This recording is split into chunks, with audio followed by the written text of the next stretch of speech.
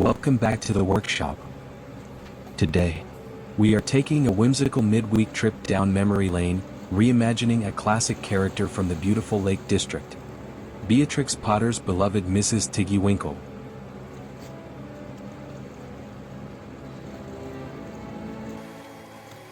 As the laser pecker details the wooden panels of the wash tub, we are capturing the cozy, industrious spirit of everyone's favorite hedgehog washerwoman.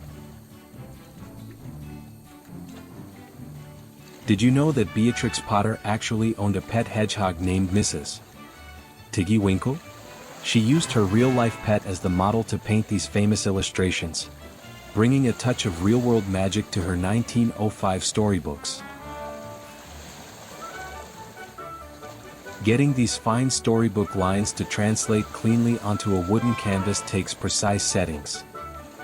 The contrast between the clean white wood and the rich, dark scorch marks perfectly mimics a classic ink and quill drawing.